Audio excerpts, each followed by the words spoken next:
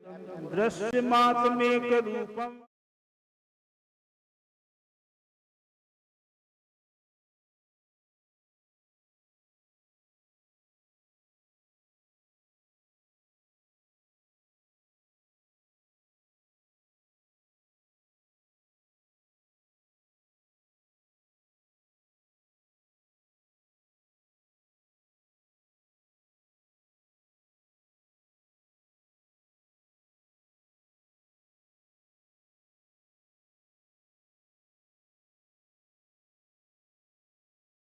जिसका व्याख्यान अपन लगभग पिछले 1 महीने से सुन और समझ रहे हैं, जिसमें आचार्य देव निश्चय सम्यक्त का रूप बताते हुए कह रहे हैं कि भूतात्म से जाने हुए जो जीवादु नव तत्व हैं यही सम्यक्त है। और टीकाकार आचार्य अमृत देव इसी गाथा के अर्थ को सुदृढ़ और समर्थन करने वाला 9वां कलश लिखते हैं, उसमें भी इसी बात को और भी दृढ़ किया है कि किस तरह से नव तत्वों में यह आत्म ज्योति छिपी हुई है। पिछले स्वाध्याय में हमने इसकी चर्चा की थी। 4 दृष्टांतों के माध्यम से हमने ये जाना कि नव तत्वों में छिपी हुई आत्मज्योति कैसी है। इस जूम एप्लीकेशन के माध्यम से जो भी साधर्मी बंधु समय सा स्पष्टीकरण ग्रंथ की कक्षा को जुड़े हैं और जिनके पास यह ग्रंथ उपलब्ध है समय सा स्पष्टीकरण, वे प्रश्न नंबर 182 से निकालेंगे। और साथ ही महाराज जी एक बात और, तो पिछले दिनों से अपन चर्चा कर रहे हैं 13वीं गाथा पे, तो कई सारे बिंदु अपने बीच में उठे, प्रश्न भी उठे। तो जब हम स्पष्टीकरण की भूमिका को देखें, लेखक की जो भूमिका है जिसमें प्रस्तावना दी है, तो प्रश्न नंबर 32 अपन निकाल लेते हैं थोड़ी देर के लिए। हाँ, पीछे सबसे लास्ट प्रश्न नंबर 32 निकाल लेते हैं। और 13वीं गाथा के संबंध में यहाँ भूमिका में 29 प्रश्न उठाए गए थे।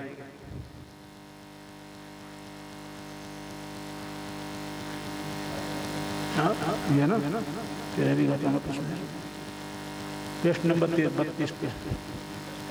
हाँ, प्रस्तावना में आप देखेंगे 32-33 नंबर का पेज निकालेंगे, तो यहाँ प्रस्तावना जो लिखी गई है वहाँ जो स्पष्टीकरण ग्रंथ लिखने का जो प्रयोजन है कि समय सार स्पष्टीकरण लिखने का प्रयोजन क्या है कि समय सार का अध्ययन करते हुए स्वाध्यायों के मन में उठने वाली प्रश्न, उठने वाली जिज्ञासाएं जो सामान्यता उनके समाधान उनको नहीं मिल पाते हैं, इस ग्रंथ को लिखने का प्रयोजन भी वही था।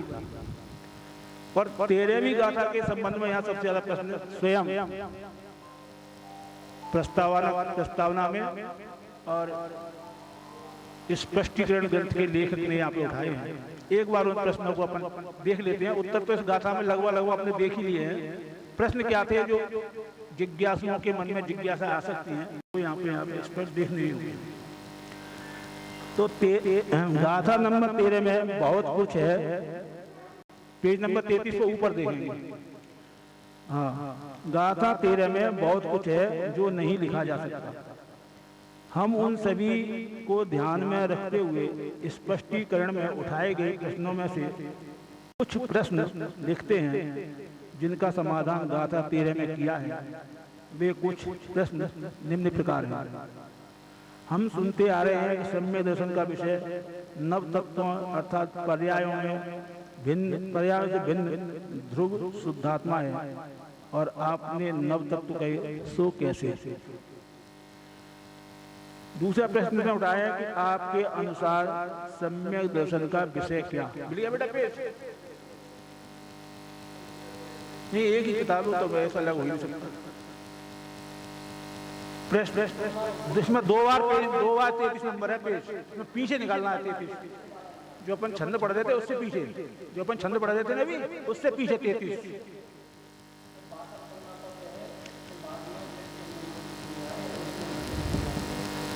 शुरुआत में 33 है, बिल्कुल किताब के शुरुआत में 33 मिल गया, मिल गया प्रस्तावना में।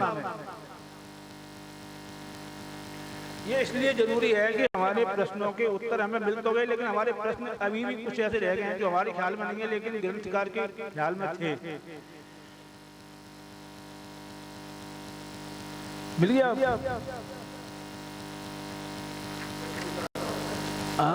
प्रश्न ही प्रश्न है केवल, उत्तर तो गाथा के स्पष्टीकरण में लिखे हैं।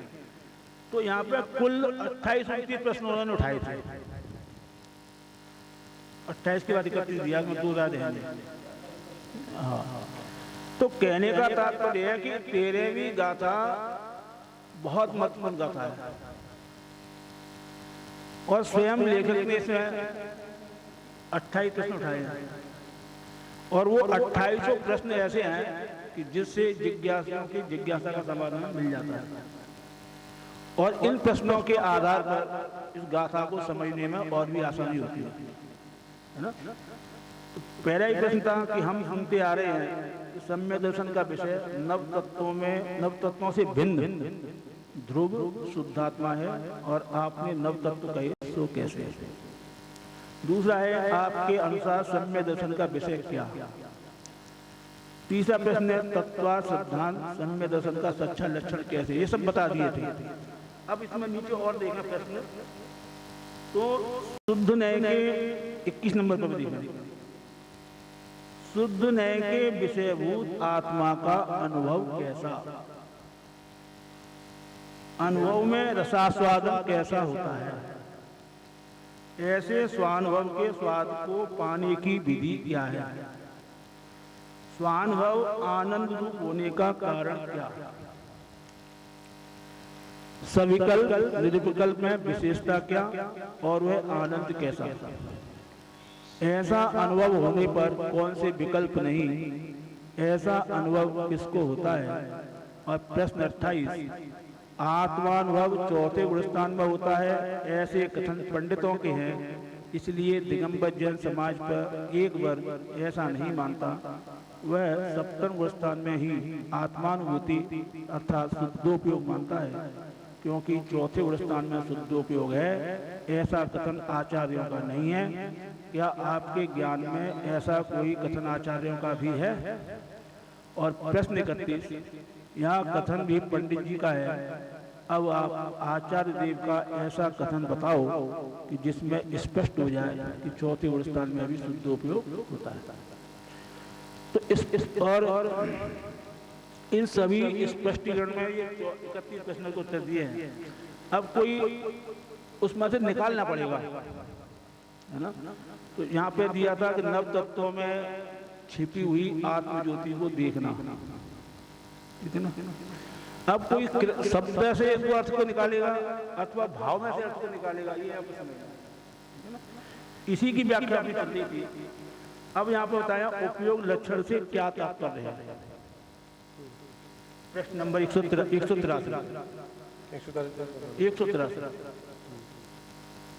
जो चल रहा था वही चल रहा था। अब इसमें प्रश्न आएगा कि आपने नैमित्तिक भावों में रागादि भावों को ही लिया, औपसमिकादि अर्थात सम्यक दर्शन आदि भावों को क्यों नहीं लिया? तो अब इसका समाधान यहाँ पे होगा, इसका स्पष्टीकरण अपन सुनेंगे।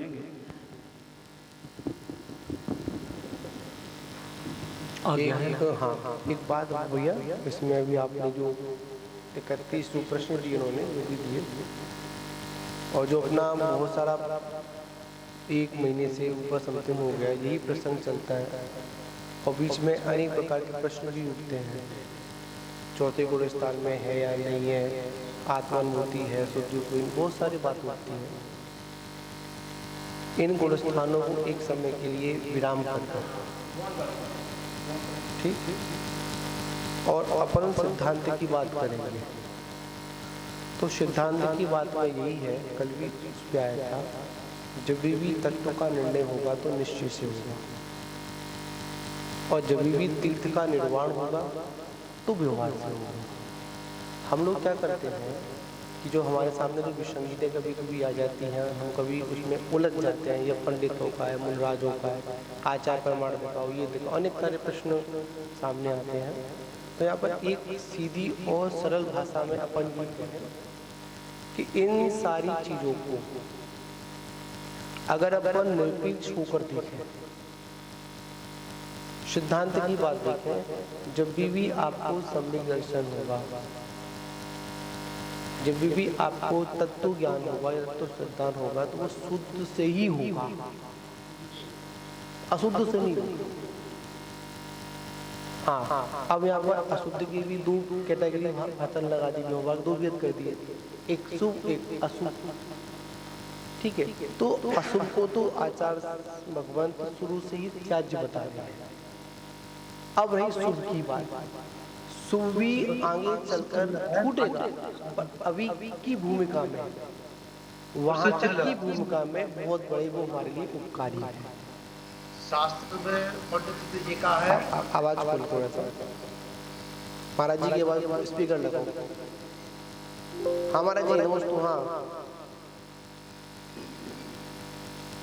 नमस्ते महाराज जी, कुछ बोल रहे थे आप?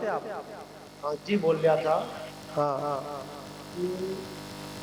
अभी जो उसमें निकल के आया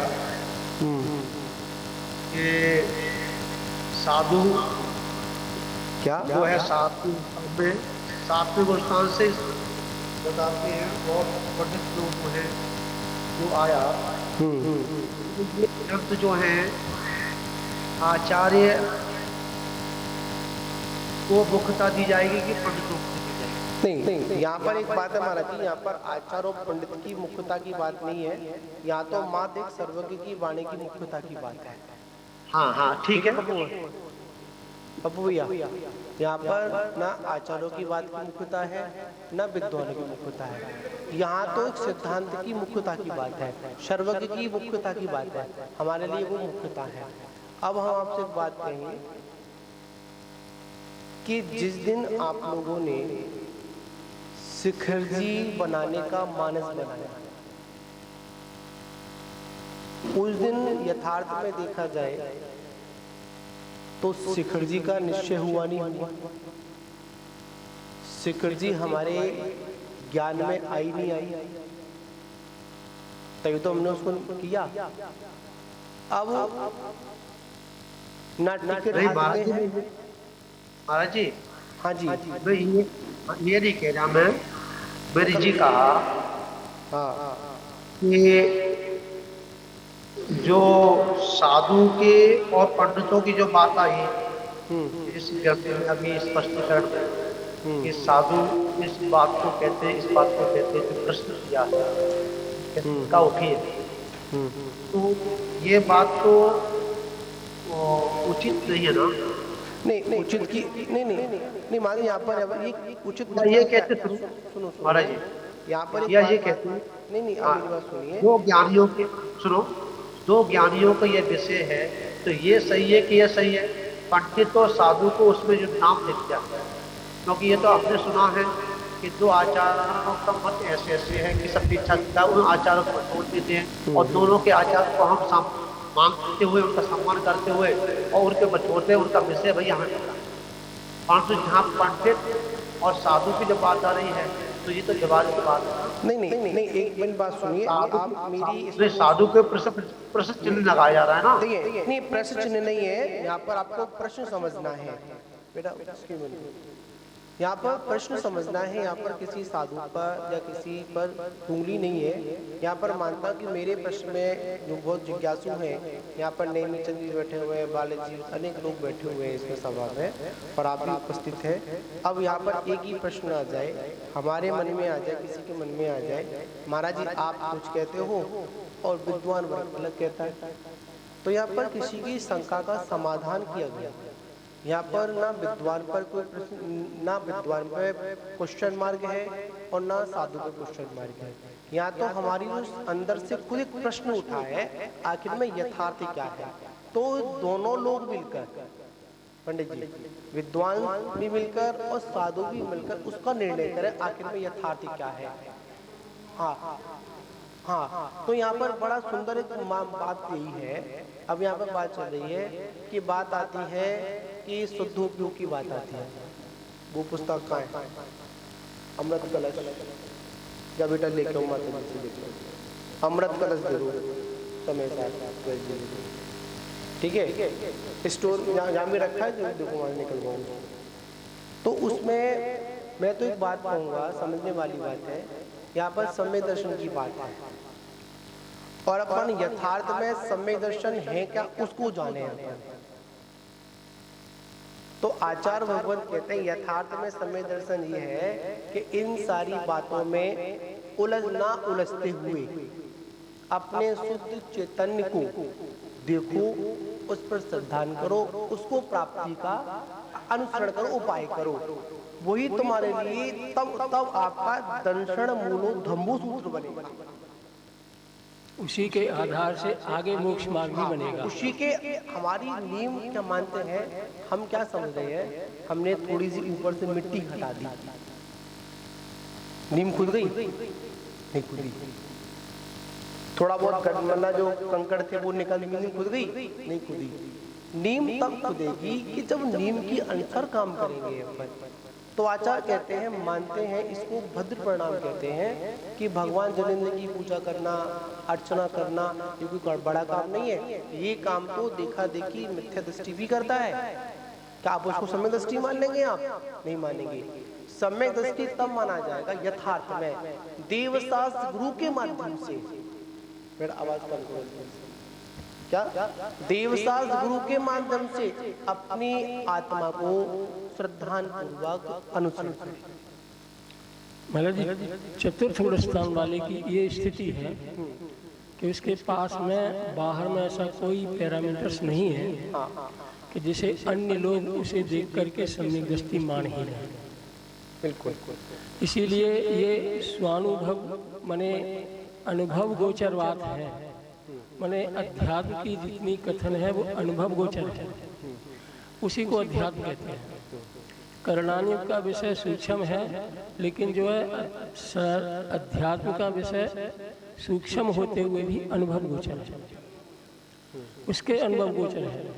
तो कोई जो सम्यक दृष्टि है वो स्वयं समझे या केवल ज्ञानी समझे, और दूसरा नहीं समझ सकता। और उसमें भी सबसे दयनीय दशा जो है चतुर्थ गुण स्थान वाले की है। अच्छा, उसे ऐसा कोई अभिप्राय भी अंदर नहीं है, सम्यक दृष्टि है चतुर्थ गुण स्थान वाला, तो उसके अंदर ऐसा अभिप्राय भी नहीं है कि कोई मुझे सम्यक दृष्टि कहे। उसे क्योंकि वो जानता है कि बाहर में ऐसा कोई पैरामीटर्स है नहीं, जैसी इसकी परिणति दिखती है वैसी परिणति और उससे भी निर्मल बाहर में परिणति मिथ्या दृष्टि की भी हो सकती है। इसीलिए बाहर के आचरण से इसका आकलन नहीं हो सकता, परंतु अंतरंग में यदि वो है तो है। देखिए पंडित जी, यहाँ पे बात है, कल भी एक बात आई थी, दोपहर में शिविर चल रहा था, उसमें बात निकल के आई थी, समझने वाली बात थी। आप तो अपनी बात कर रहे हो, तदभव मोक्षगामी छाय सम्यक दृष्टि मर्यादा पुरुषोत्तम राम।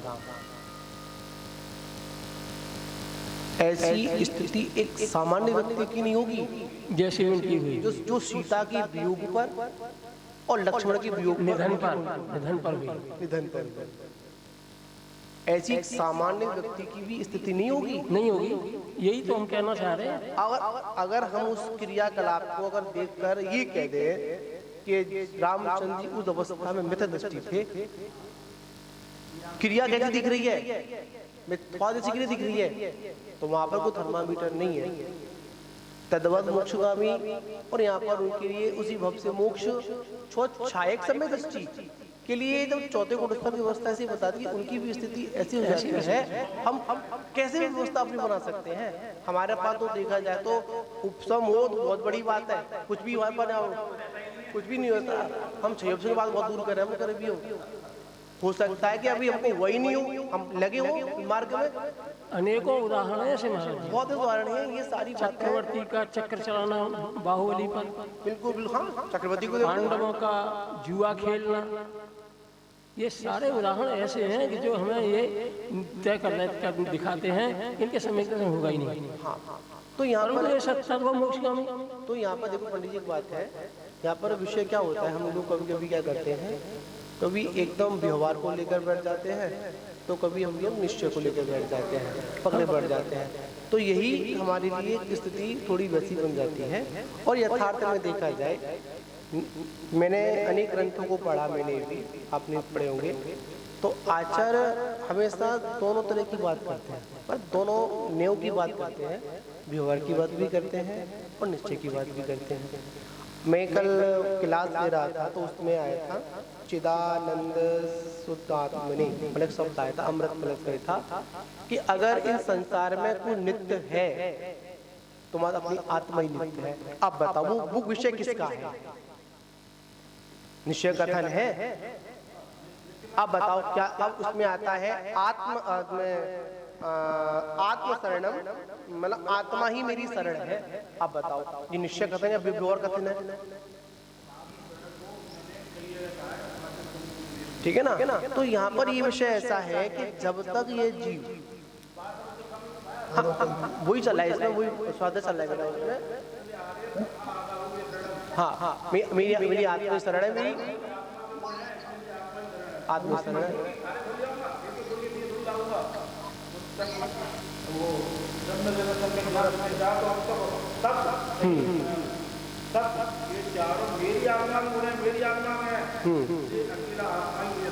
बस और कुछ नहीं।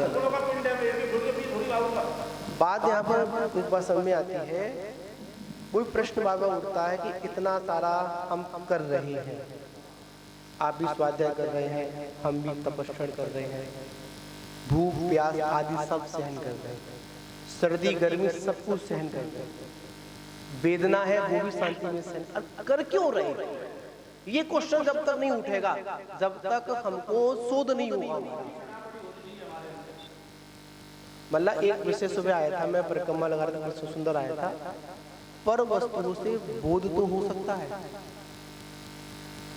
पर उपदेश से बोध हो जाएगा, पर शोध के लिए अपना ही दर्पण चाहिए, दूसरा नहीं चाहिए।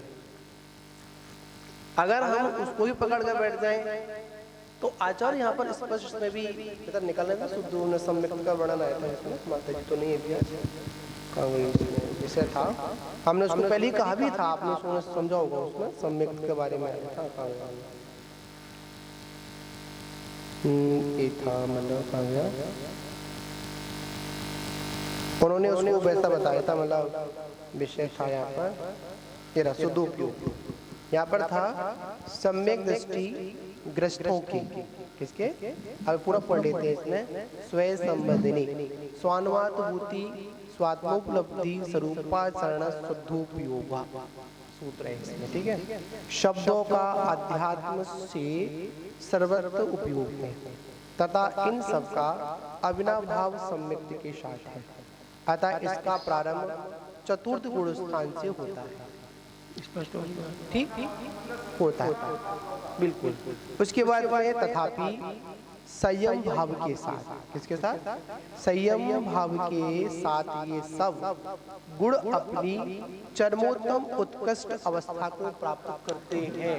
क्लियर यहाँ बात चल रही है, यहाँ इसमें कोई बाधा नहीं है। सिद्धांत यहाँ पर अमृत कलशाचार्य मतलब अमृतचंद्र देवता है, और इस बात को हम सभी को स्वीकार करना है।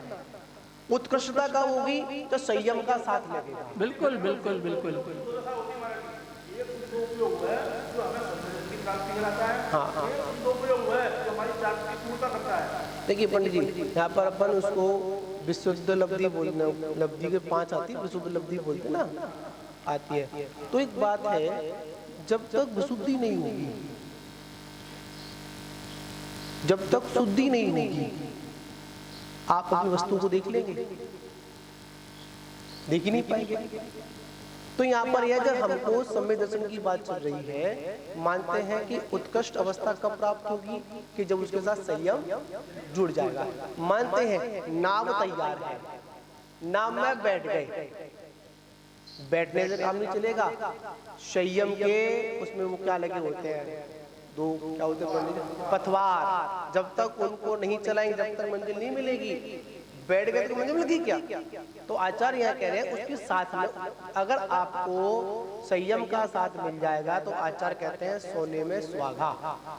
ठीक। उसके बाद कह रहे हैं आगम में इन 4 शब्दों का प्रयोग संयमी साधुओं के लिए भी बहुत बार अत्यंत स्पष्ट शब्दों में किया गया। हाँ, उनके लिए किया गया। हाँ के शब्द है। अब कह रहे हैं सम्यक दृष्टि ग्रस्त के लिए भी शुभ उपयोग की मुख्यता है। ठीक है। अब इसमें कह रहे हैं शुद्ध उपयोग उसके गुण हैं। प्रवचन सार गाथा नंबर में इन्होंने दिया हुआ है 254वीं गाथा है। इसमें गाथा का नंबर भी इन्होंने दिया हुआ है यहाँ पर। अतः उनकी गणना शुद्ध उपयोग में की गई है, पर चतुर्गुण स्थान प्रति गणना शुद्ध उपयोग में नहीं है, शुभ उपयोग में गणना की गई है। मुख्यता से है, मुख्यता से। जैसे एक बात कहें, एक बच्चा है, छोटा बच्चा है, मानते हैं कि उसके अंदर युवा होने की अवस्था भी है, वृद्ध होने की अवस्था भी है, पर अभी मुख्यता उसकी कहाँ पर है पंडित जी? जो बचपने की है ना, तो वही मुख्यता में उसको अपन बच्चा ही कहेंगे, उसको युवा नहीं कहेंगे, उसको वृद्ध नहीं कहेंगे। जैसी जो अवस्था है उस अवस्था के साथ उसको मुख्यता में, पर वृद्ध अवस्था, युवा अवस्था उसके साथ विद्यमान है, अभी वहां से हटी नहीं है। जब आगे सहयोग बनेगा तो वो चरमोत्तम अवस्था को प्राप्त हो जाएगा। ठीक है ना। तो यहाँ पर शक्ति रूप है और शनै शनै अवस्थाओं में व्यक्त रूप होती है। बिल्कुल बिल्कुल। यहाँ पर शक्ति रूप और व्यक्त रूप दोनों को समझना है। दोनों को। हम लोग अगर एक ही में समझ बैठेंगे तो गड़बड़ हो जाएगी। कुछ ऐसे हैं ज्ञानी पुरुष हैं, स्वाध्याय प्रेमी हैं, उसको मानकर इसमें आया भी था, आपने पहले पढ़ा था, जब वो केवल ज्ञान की पर्याय को अलग पर्याय मान रहे हैं तो ये तो बहुत बड़ी बात है। वही तो वो छोटी बात है, तो इतनी उत्कृष्ट अवस्था को पर्याय को वो अलग मान रहे हैं तो यह तो बहुत बड़ी बात यहाँ होगी। ठीक है ना। उसके बाद तथा षष्ठम गुणस्थान वर्ती तथा षष्ठम गुणस्थान वाले सराग चारित्र वाले साधुओं को भी दोनों उपयोगों की संभावना होने के कारण गौण रूप से शुद्ध उपयोग भी कहा गया है, शुभ उपयोग भी कहा गया है। इसके आगे सप्तम आदि गुण स्थानों में साधुओं को शुद्ध उपयोग ही कहा गया है। कहाँ पर? 7 में से कोई दिक्कत नहीं है। बिल्कुल बिल्कुल। 3 प्रकार से निर्णय होता है महाराज। हाँ जी, मुख्यता। बिल्कुल बिल्कुल।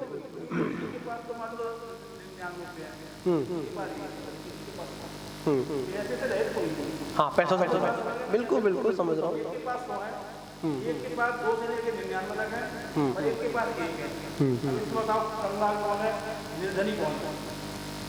अपेक्षा देखें, जिसके पास अगर एक पैसा कोई नहीं है, पैसा सबके पास है, अब कितना वो बिल्कुल बस बिल्कुल। इन्होंने महाराज ये जो उदाहरण दे रहे हैं ना 100 का, बिल्कुल सटीक है।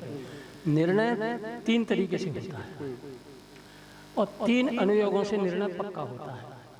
प्रथमानुयोग तो इसको भी गौण करो, प्रथमानुयोग निर्णय वाला नहीं है। प्रथमानुयोग तो देख करके हमें उत्साहवर्धक होता है। एक तो चरणानुयोग से, तो ये चरणानुयोग बाह्य आचरण की प्रधानता से कथन करता है, इसलिए बाह्य आचरण से भी हमें निर्णय होगा। एक होगा करणानुयोग से, और ये बाह्य आचरण तो स्थूल है, इसलिए स्थूल दृष्टि से तो बाह्य आचरण को देख करके ही ये पता लगाते हैं कि ज्ञानी है या ज्ञानी है। दूसरा सूक्ष्म रूप से करणानुयोग से निर्णय होता है। करणानुयोग करण का ज्ञान कराता है, परिणामों का ज्ञान कराता है, तो वो सूक्ष्म है, लेकिन निर्णय उससे भी होना है। तीसरा है अनुभव से, जो द्रव्यानुयोग के अनुसार है।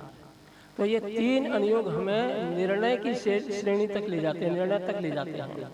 लेकिन तीनों का कथन और तीनों का जो बाहरी जो आचरण जो है बताता है, वो तीनों का अलग अलग है। हम कोई तो एक बाह्य आचरण से ही निर्णय कर लेते हैं कि जैसे कोई दिगंबर साधु है तो बाह्य आचरण में निर्गत दिगंबर होंगे, इससे निर्णय करिए कि ज्ञानी है।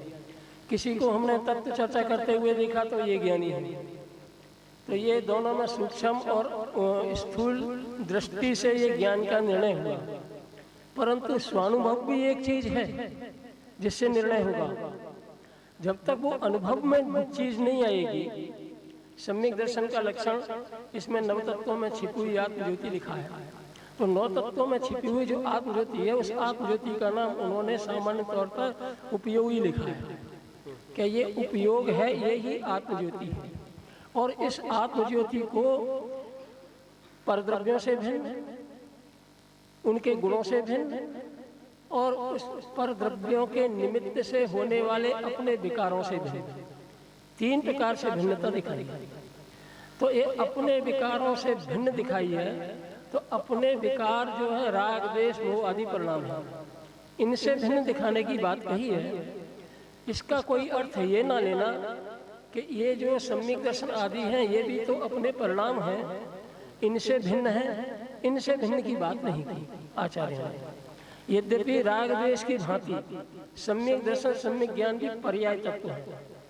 राग द्वेष अनादि शांत है, तो ये सम्यक दर्शन सादी अनंत है या सादी शांत, सादी अनंत की बात से मुख्यता में कह रहे हैं। लेकिन है ये अनादि अनंत, दोनों में से कोई नहीं है। न राग द्वेष अनादि अनंत, न सम्यक दर्शन सम्यक ज्ञान सम्यक चर्चा अनादि अनंत। और जो चैतन्य ज्योति है ये अनादि अनंत है। तो ये यहाँ पर कोई ये अर्थ लेवे कि परद्रव्यों के निमित्त से होने वाले जो भाव हैं उनसे भी भिन्न दिखाई है, ये बात जरूर है। लेकिन परद्रव्यों के निमित्त से होने वाले किन भावों से भिन्न ज्योति दिखाई है, ये देखना आचार्य के कथन। तो उन्होंने परद्रव्यों से भिन्न जो नैमित्तिक भाव है, जो राग द्वेष मोह आदि विकारी भाव है, उनसे भिन्न दिखाई है। और सम्यक दर्शन सम्यक ज्ञान सम्यक चारित्र को तो आगे के कथनों में 14वीं गाथा में इसी चैतन्य ज्योति को सम्यक दर्शन भी कहेंगे, सम्यक ज्ञान भी कहेंगे और सम्यक चारित्र भी कहेंगे। इसीलिए ये चैतन्य स्वरूप के आश्रय से जो परिणति होती है, उससे भिन्नता की कोई बात नहीं। यहाँ जो बात चलती है अपनी उपयोग लक्षण, तो यहाँ प्रश्न है, आपने नैमित्तिक भावों में रागादि भावों को ही क्यों लिया है? एक तो परद्रव्य से भिन्न, एक परद्रव्य के भावों से भिन्न, उनके गुणों से भिन्न, और परद्रव्य के निमित्त से होने वाले अपने भावों से भिन्न।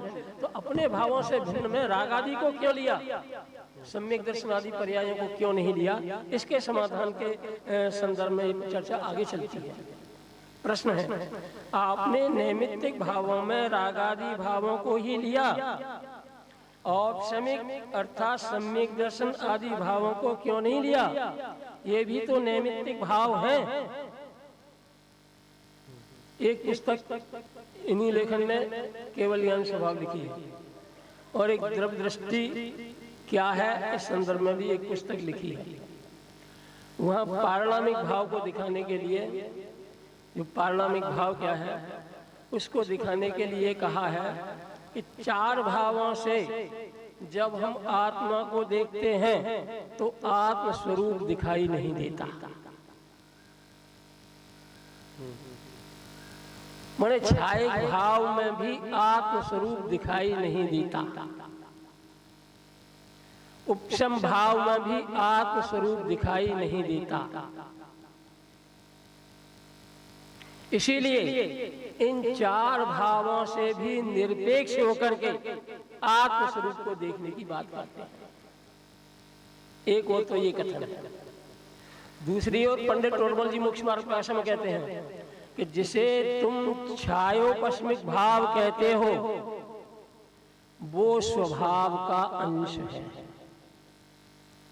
दोनों कथनों पर जरा विचार करने की वाली बात है। टोडरमल जी ने कहा कि जिसे तुम छायोपस्मिक भाव कहते हो वो स्वभाव का अंश है।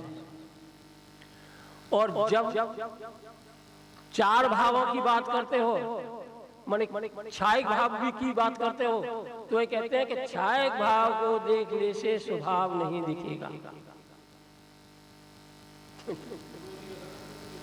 हमें लग रहा है कि एक विरोधी कथन है, और क्या एक ही बात है। जहां ये समय इसमें कर्ता कर्म अधिकार में और पीछे के अधिकारों में जहां ये विषय को, कर्म को बहिरंग हेतु लिखा है, ये विकार में बहिरंग हेतु है, निमित्त है। वहीं ये निर्जराधिकार में इसका निषेध करते हैं यही आचार्य, ये निमित्त है ऐसा भी नहीं है। क्यों कि निमित्त उसे कहते हैं कि जिसकी उपस्थिति होने पर कार्य हो, और यदि हमें निमित्ती कहते रहेंगे तो ये धारा कभी टूटेगी नहीं, कभी भी मोक्ष नहीं होगा। इसीलिए निर्जराधिकार में कहते हैं कि जिसे तू कहता है आत्म के अहित विषय कसाय, ना अहित आत्मा का करने वाला विषय बिल्कुल भी नहीं है।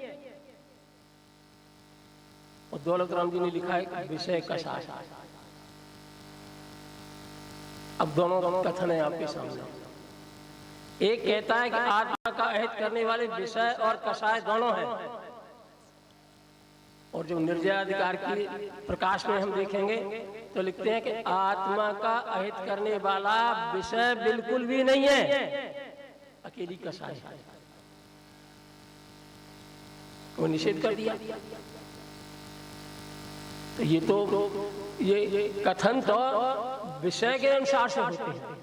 अब हम इन दोनों कथनों को बराबर अंक दें तो बराबर अंक वाले नहीं है, और कोई कथन झूठा भी नहीं। अब देखो यहाँ लिखते हैं, आपने नैमित्तिक भावों में रागादि भावों को ही लिया है, औपसमिक आदि अर्थात सम्यक दर्शन आदि भावों को क्यों नहीं लिया?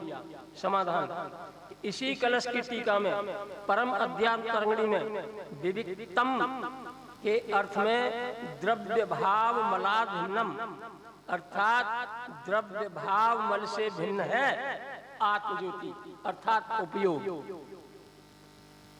ऐसा वचन है।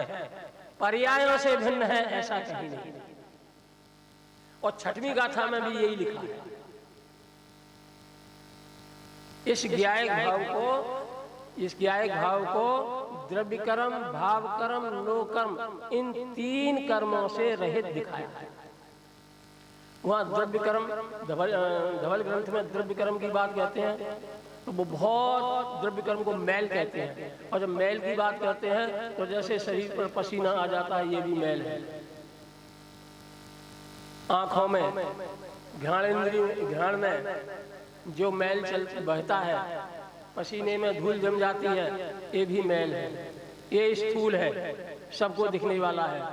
इसके भीतर एक मैल और है, वो द्रव्य कर्म ज्ञानावरणादि 8 कर्म है, ये भी मैल है।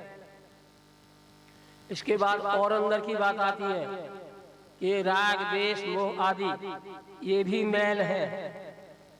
फिर इसके अंदर और बात आई पुण्य और पाप, ये भी मैल है। फिर अकेले पुण्य की बात आई तो उसके 2 भेद किए, प्रशस्त और अप्रशस्त। अप्रशस्त पुण्य उसी तरीके का मैल है, हाँ, और प्रशस्त पुण्य को व्यवहार में मंगल भी कहता है। उसे पुण्य ही नहीं, पुण्य तो निश्चय न कहता ही है, लेकिन व्यवहार में उसे मंगल भी कहता है, धर्म भी कहता है। जैसे मुनिराज के 28 मूल गुण ये पुण्य है, पुण्य रूप है, शुभ भाव रूप है, परंतु व्यवहार में इसको मोक्ष मार्ग भी कहता है।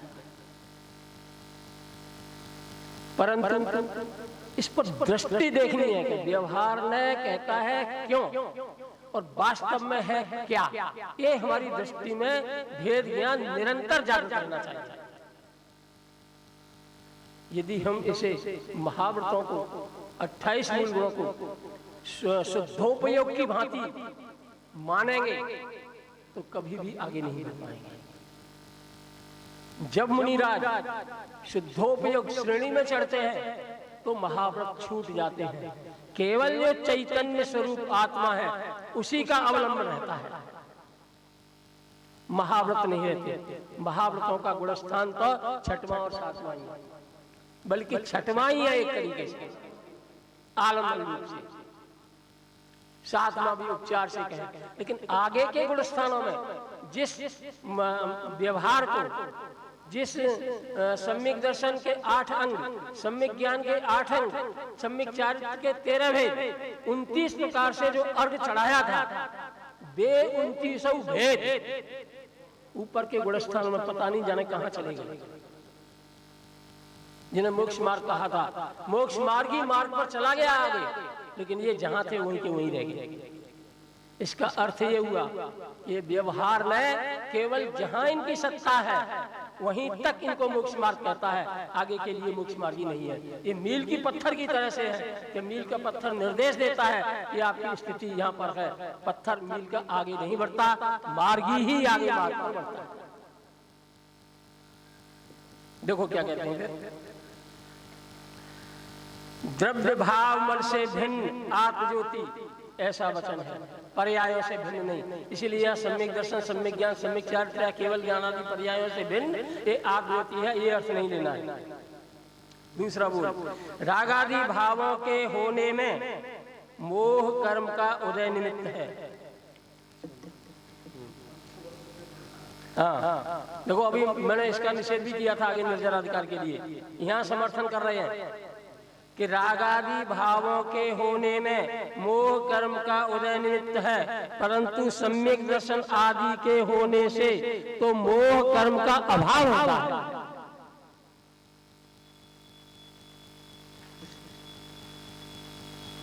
मिल गया महाराज जी? 184 पन्ने की सबसे ऊपर की लाइन पीछे। इसीलिए कर्म सापेक्ष व्यवहार से सम्यक दर्शन आदि औपसमिक आदि कहलाते हैं। वास्तव में उपादान दृष्टि से सम्यक दर्शन आदि आत्मसन्मुख पुरुषार्थ से ही होते हैं, कर्म के उपशम आदि से नहीं। इन निर्जर अधिकार में इस बात को गाथाओं में स्पष्ट किया। हाँ, वास्तव में उपादान दृष्टि से उपादान के अनुसार कार्य होता है, यह नियम है। उपादान दृष्टि से सम्यक दर्शन आदि आत्मसन्मुख पुरुषार्थ से ही होते हैं, कर्म के उपशम आदि से नहीं। जब आत्मसन्मुख पुरुषार्थ होता है तो कर्म उपशम हो जाता है, कर्मों का क्षय होने की योग्यता हो तो क्षय हो जाता है, और क्षयोपशम की योग्यता हो तो क्षयोपशम हो जाता है।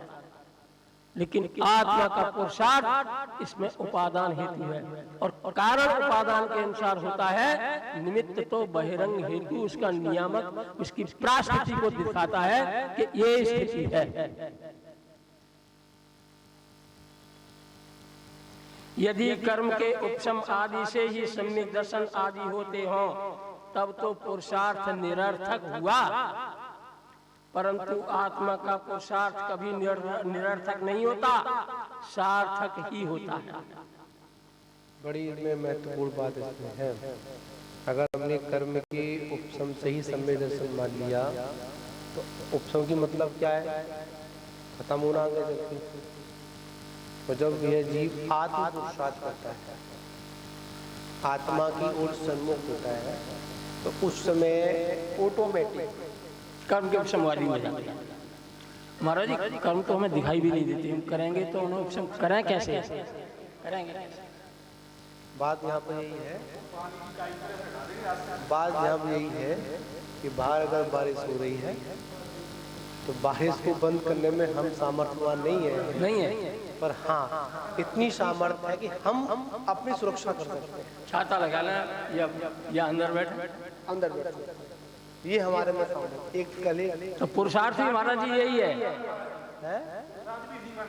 और इतना ही पुरुषार्थ है। मैं आपको एक कले का दृष्टांत बताऊं, दृष्टांत हकीकत घटना है। कल स्वाध्याय के बाद में आर्चर्या के बाद एक कुछ चिड़िया थी, चिड़िया नीचे गिर गई थी, तो उसको कहीं कुत्ता बिल्ली ना मार दे तो उठा के उसको पहले वहां ले गए। उसके बाद उस चिड़िया को हमने करीब यहाँ रखी रही आर के बाद, और शाम को करीब 5, साढ़े 6 बजे तक कमरे में रखे। क्यों रखे रहे? कहीं बच्चा था छोटा सा, मैंने एक दृष्टि हमारी ये थी। अब इसमें दोनों बात, अब इसे मुंह की बात भी है और उसकी बात भी है कि वो क्या चाह रही थी। यहाँ हमारी क्या दृष्टि थी या सुरक्षित है, तो इसकी ये सुबह घोंसला बना दे, लटका दे, कहीं ये नहीं हो जाए, वो नहीं हो जाए, वो नहीं हो जाए। तो उसको जैसे ही थोड़ा सा बाहर का सहारा मिला, कमरे की सफाई हुई थी तो उसको बाहर रख दिया, तो जैसे बाहर का सहारा मिला तुरंत उसको जो चहचहाहट थी,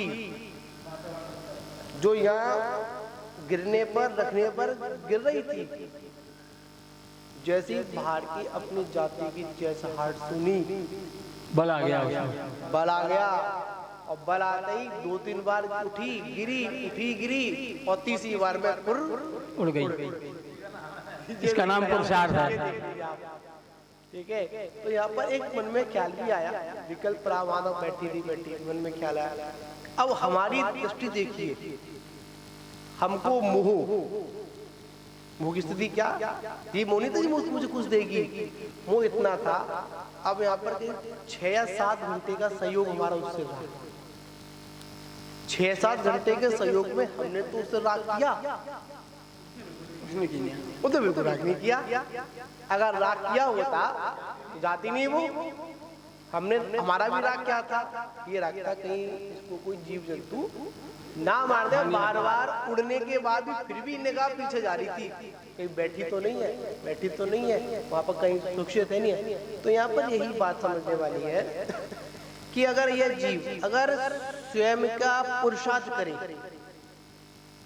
तो उड़ान भरना निश्चित उसका है।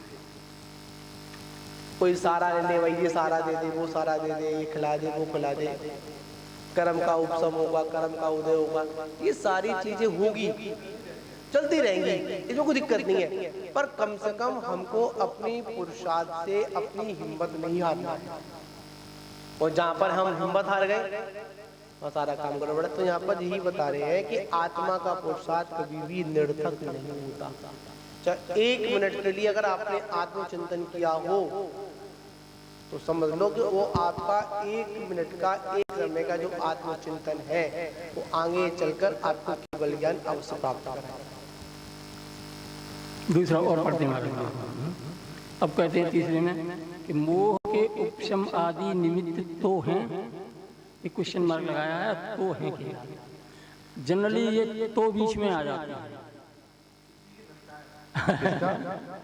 समोह के उपशम आदि सम्यक दर्शन में निमित्त तो हैं, तो ये तो बीच में आ जाता है।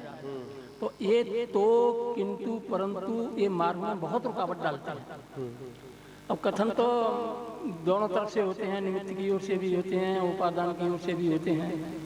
तो निमित्त की ओर से कथन करने वाले कथन जो किया और उसने सुना, तो निमित्त का पक्ष लेकर के उसने ये बात रखी कि सम्यक दर्शन हुआ तो मोह कर्म का उपशम उसमें निमित्त है या नहीं, निमित्त तो है, उस पर जोर दे दिया। उसके बारे में कहते हैं अब यदि निमित्त की अपेक्षा भी विचार करें तो सम्यक दर्शन आदि मोह के उपशम आदि होने में बलवान निमित्त हैं, और सम्यक दर्शन आदि स्वाधीन भी है, परंतु मोह के उपशम आदि बलहीन निमित्त हैं और पराधीन भी है। सही है। माने जिसको निमित्त कह रहे हो उसका बल देखो, और सम्यक दर्शन जो पुरुषार्थ है उसका बल देखो। बल किसका है? जब कर्म उपशमित हुआ तब कर्म का बल ज्यादा है या पुरुषार्थ का बल ज्यादा है?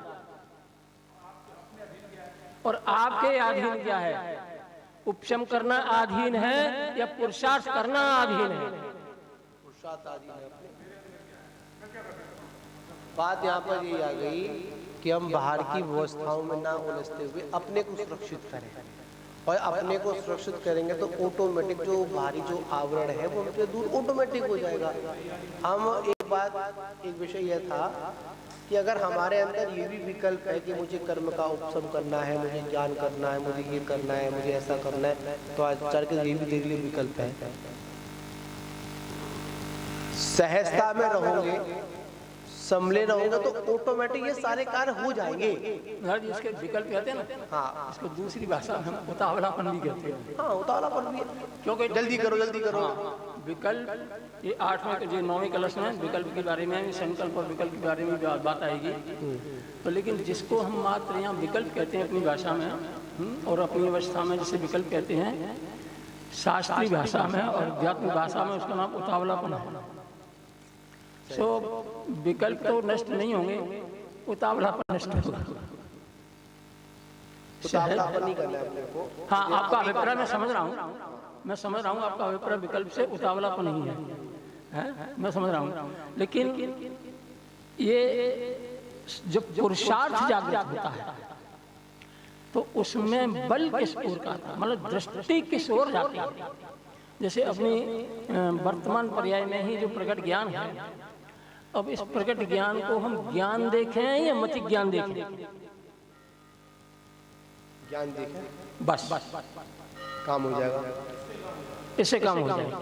और ये मति ज्ञान है, ये श्रुति ज्ञान है, अब देखो तो उलझ जाएंगे अपन, उलझ जाएंगे इसमें। बस ज्ञान विषय है ना, ज्ञानी के छिन्न मात्र कुप्ति से सहज डरे हैं।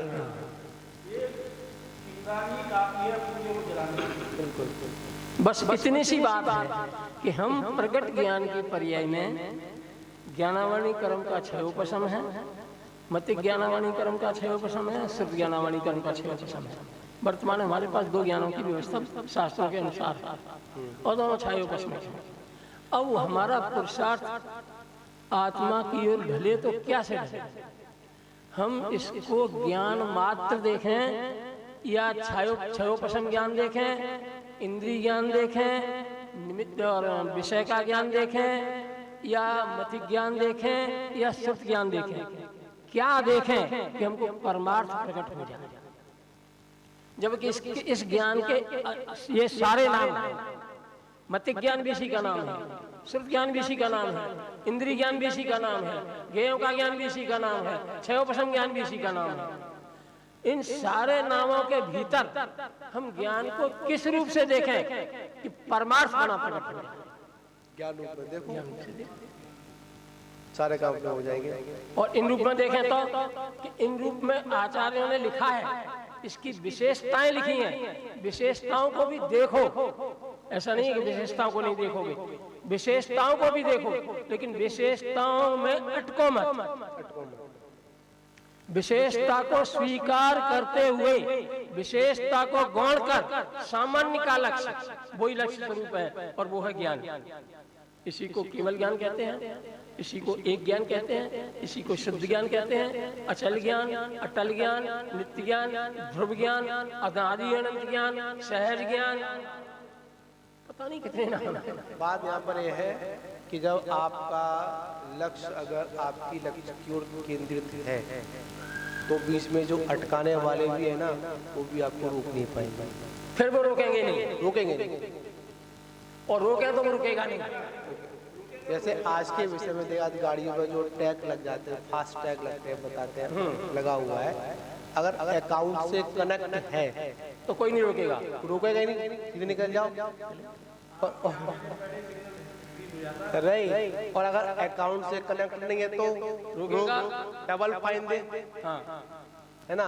तो यहाँ पर ये कि हमको भी अपने इसको सफर को ऐसे अकाउंट से कनेक्ट करना है कि बाहर की जो व्यवस्थाएं हैं वो आपके आने से पहले वो आपके रफा दफा हो जाए, बाधा खत्म हो जाए, बाधा खत्म हो जाए। तो जी हमारे लिए बाधा कब खत्म होगी? मानते हैं कि बाधा उपस्थित है, ऐसा नहीं बाधा खत्म नहीं हुई, बाधा भी उपस्थित है, पर हमारे जो अकाउंट से कनेक्ट है, हम अपने से कनेक्ट है, करने दो, बोलने दो। बाहर के विषयों को देखने के लिए ये सारे विशेष हैं, तो विशेष, और अंदर को आत्मस्वरूप को देखने के लिए कोई विशेष नहीं है। एक शब्द आता है सहजता में भी सहजता, हाँ, शब्द आया सहजता में भी सहजता, और जब तक सहजता में भी सहजता का भाव नहीं होगा तब तक वो आपकी उपलब्धि नहीं होगी। जोड़ दिया। एक विषय था, एक कोई प्रवचन में एक बिहार कर रहे थे, गाड़ी के लिए कोटेशन लिखा था, बहुत सुंदर लिखा था, सोच कर भी सोचो साथ क्या जाए। अब इसमें सब लोग, सारे लोग लगा दो, वजन दिया कि सोच कर भी सोचो। सोचते तो सब हैं, हाँ, आप एक बार सोच कर भी सोचो कि साथ क्या जाएगा, तो फिर प्यारी होगी है और कुछ नहीं है। जोड़ दिया, निश्चय कर दिया, सोचो, उसमें भी एक बात सोचो, सभी लोग सोचते हैं कि धन पैसा मेरा नहीं है, ये नहीं है, वो नहीं है। अब यहाँ पर तो अध्यात्म लगाए कि जिसको आप शरीर मान रहे हैं, जो अंतर के भावों में जो चल रहा है, बाहर का तो दिखने में आ गया परिग्रह। आचार्यों ने प्रकृति के भेद किए तो अंतर को बहिरंग किए। मानते हैं कि आपने बहिरंग परिग्रह छोड़ दिया, पर अंतरंग परिग्रह कौन सा? हाँ, मूसा परिग्रह का तो छोड़ दो, सारे आप छूट जाएंगे अपने आप। वही परिग्रह है, वो जब तक है तब तक हाँ, नाम ही हो तो भी परिग्रह है। बिल्कुल। मूर्छा और इच्छा, वो जब तक जिंदा है तब तक वस्तु हो ना हो तो परिग्रह ही है। तो यहाँ पर ये बात है कि अगर हमारा अगर हमसे संपर्क है तो बाहर की जितनी भी बातें हमारे लिए उपस्थित करने वाली हो। अब यहाँ पर अपन कहेंगे, अब बैरागी की बात आती है। जब कोई जीव बैरागी को धारण करता है, बैरागी होता है, उसको जब अंतरंग से संबंध हो जाता है, अपनी आत्मा का थोड़ा सा श्रद्धा उसको हो जाता है, बाहरी व्यक्ति कितने रोकते हैं, रोक पाते हैं? और बैराग मौजूद है तो किसी में ताकत नहीं है उस व्यक्ति को रोक के दिखाते हैं। समझाया भी ना, हमारा भजन आता है ना उसमें। अभी आपने कहा, मुझे बहुत अच्छा लगा, चुभ गया मुझे सब। हाँ, कि सोचो मैं भी सोचूं। हाँ, सोचो। अब इसको मैं अपनी ओर से कहना चाहता हूँ कि सोचते तो सभी लोग। हाँ, अब हम 3 प्रकार से सोच देखते। चरणानियों ने कह दिया ये छोड़ दो, हमने छोड़ दिया। ठीक है, करणानियों ने ज्ञान करा दिया, ठीक है, ये करा दिया। दोनों का ज्ञान ये संभव है, ये सोचो इसमें इस तक ही सीमित है। लेकिन सोचो में भी सोचो, ये द्रव्य नहीं बताएगा। बिल्कुल, निर्णय तो वही कराएगा क्या छोड़े, क्योंकि वो अनुभव गोचर है, ये आगम और उपदेश के अनुकूल है। लेकिन सोचो में भी सोचो माने अनुभव ये आगम और उपदेश के अधीन नहीं, आगम और उपदेश से दिशा ही मिली है, परंतु जो अनुभव है वो अपना इससे अलग हट करके। तो जब अनुभव में सोचो भी सोचो माने जब हमें अनुभव से मालूम पड़ जाए कि मूर्छा परिग्रह है, तो ना मूर्छा रहेगी ना इच्छा रहेगी। जैसे का कहते हैं ना, एक कहावत है, उसको बोलते हैं कि इधर दिमाग से निकल रही है मेरी, कि सबसे पहले हम लोग पानी को तो निकाल रहे हैं पर स्रोत को बंद नहीं कर रहे हैं। हाँ, ना रहेगा बात ना बजेगी बात, जैसी कुछ संबर तत्व के लिए बात कही। उसमें दिमाग से निकल गई मेरे, वो एक शब्द आया था उसमें। तो यहाँ पर यह है कि हम लोग बाहरी व्यवस्थाओं को तो हटाने में बहुत प्रयत्नशील हैं, हटा भी रहे हैं, पर अभी हमारी दृष्टि वहां नहीं गई कि जहाँ से वो आ रहे हैं। हाँ, वो चैन नहीं तोड़ पा रहे हैं, वो चैन तोड़नी है। वो अपने एक बात कही थी ना, एक ज्ञानावाणी कर्म की प्रकृति की बात कही थी कि स्वानुभूति को आवृत करने वाली ज्ञानावाणी, सुर ज्ञानावाणी की कर्म की जो प्रकृति है वो स्वानुभूति को आवृत नहीं करती, लेकिन स्वानुभूति में मैंपना जो है उसमें आत्मपना है, उसको आवृत करती है। तो तोड़नी तो हमें वो है, स्वानुभूति तो है। जो एक बात और है, ऐसा नहीं है चोट तो हम लोग मार रहे हैं, सभी लोग मार रहे हैं, पर चोट अभी सही जगह लग नहीं रही है। लगेगी, और एक बार लग गई, लगेगी महाराज जी, लगेगी, मार नहीं रोज पड़ेगी, टूटेगी अंतिम उसी पर। टूटेगी तो मार एक ही में टूटेगी, रोज मारनी पड़ेगी। और जब तो रोज नहीं मारेंगे, अभ्यास नहीं करेगा मारने का, तो वो घाव खत्म हो जाएगा। एक बार निशाना लगाने से एक बार में वो निशाना ठीक लगता नहीं है। बुरलई जीव है, बुरलई जीव है, वो 923 जीव मान लो। ऐसे भरत जी के पुत्र जो थे वो था, और एक वो भी तो पुत्र था मारी जी, वो भी तो भरत का ही था, वो भरत का पुत्र था, वो तो पुत्र थे। तो 324 हो जाते अगर वो समझ जाता, वो ठीक है। उनका निशाना एक बार में लग गया, उनका वो पूरा चौथा का निकाल दिया, लास्ट में जाकर लगा उनको। तो यहाँ पर यही है कि निशाने की बात है, पर चोट तो रोज माननी पड़ेगी अंतरंग पर। यहाँ पर स्पष्ट मतलब उसमें भगवती आराधना में कहा, मरणकंडका में कहा, वीर योद्धा वही है जो रण के मैदान में पहुंचने से पहले अभ्यास करता है। वही योद्धा युद्ध के मैदान में सफल है, वही कर सकता है। और अन्यथा अरे होगा तब करूंगा, होगा तब करूंगा, युद्ध के मैदान में अभ्यास नहीं होता, परिणाम दूषित होता, कौशल दिखाया जाता है। कौशल दिखाया जाता है। तो अभ्यास वो डेली करते हैं। दैनिक क्रिया में जो भी लोग हैं, मानते कोई कलाकार है, कुछ भी है, जिसको अपने संगीतकार वगैरह, वो रियाज आदि भी करते हैं। तो उसी प्रकार मोक्ष मार्ग में आत्मा की जब भी उत्पत्ति होगी, आत्मा में जब भी रमण होगा, तो मात्र एक समय में होगा, पर अभ्यास बहुत लंबा अभ्यास। इसी अभ्यास को अगर हम परिणाम समझ बैठे, ये भी बहुत गड़बड़ी हमारी। अभ्यास को परिणाम ना समझें, अभ्यास को और उत्तरोत्तर वृद्धि को प्राप्त करें, तब जाकर अंत में जो परिणाम निकलेगा वो हमारा साथ। थोड़ा और पढ़ूंगा। हाँ जी, कितना बजे? बस एक दिन बोल लाइन पढ़। ठीक ठीक। ये बलहीन उपसमाधि की और पुरुषार्थ की पराधीनता, ये वाली बात है कि कर्म के उपशम आदि बलहीन और पराधीन कैसे, कि कर्म के उपशम आदिक हैं, वह पुद्गल की शक्ति है, उसका आत्मा करता हरता नहीं है, तथा पुरुषार्थ से उद्यम करते हैं, सो ये आत्मा का कार्य है। उद्यम आत्मा का कार्य है और ये पुद्गल के कार्य हैं। इसलिए पुरुषार्थ स्वाधीन है। सम्यक पुरुषार्थ के निमित्त से कर्म के उपशम आदि होते ही हैं।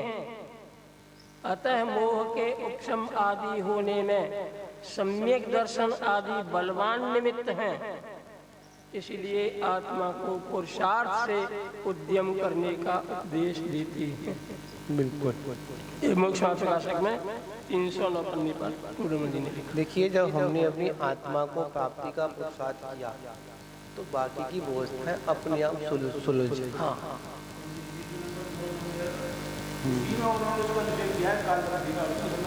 हाँ हाँ हाँ। कभी कभी क्या होता है, कुछ ऐसे भी जीव हैं जो कालब्धि बोलकर उसको संबोधित करते हैं। तो आचार्य कहते हैं कि कालब्धि को आचार्य नियतवादी भी कहते हैं। ठीक है ना? ठीक है कि अपन पुरुषार्थ करो, क्योंकि एक बात और है, अपनी आत्मा को प्राप्त करने का पुरुषार्थ स्वयं आत्मा को ही करना पड़ेगा, दूसरा कोई करेगा ही नहीं। तो क्यों हम दूसरे के सहारे चले? हम क्यों इन कर्मों में उलझे? क्यों उसमें? हाँ ठीक है, इनका ज्ञान भी होना चाहिए, वरना यहाँ पर है शत्रु की शक्ति का भी आकलन होना चाहिए। बिल्कुल होना चाहिए, बिल्कुल होना चाहिए, पूरा पूरा आकलन, तब जाकर अपनी आत्मशक्ति बढ़ेगी।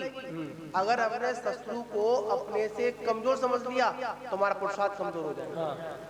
आचार्य ने पहले तो हमको कर्मों से इतना भयभीत कर दिया, कर्म ऐसे हैं, कर्म ऐसे हैं, कर्म ऐसे हैं, कर्म में ऐसा करते, कर्म से संसार है, कर्म भटका रहे हैं, ये ऐसा वैसा। फिर बाद में देख शक्तिवान तो है, इससे भी महाशक्तिवान तेरा पुरुषार्थ है, तू तेरा आत्मा स्वयं है। इसको कोई बात है कि ना, एक लंगोटी के चक्कर में पूरा कर्म रावण है, कर्म रावण है, तो लक्ष्मण जो है आत्मा है। आत्मा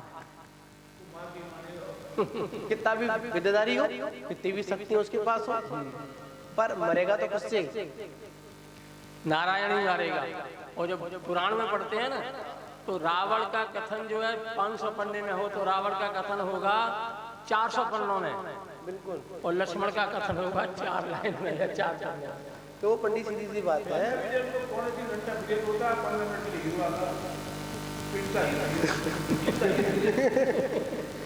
पर हर चीज में लगा लेंगे एक बार।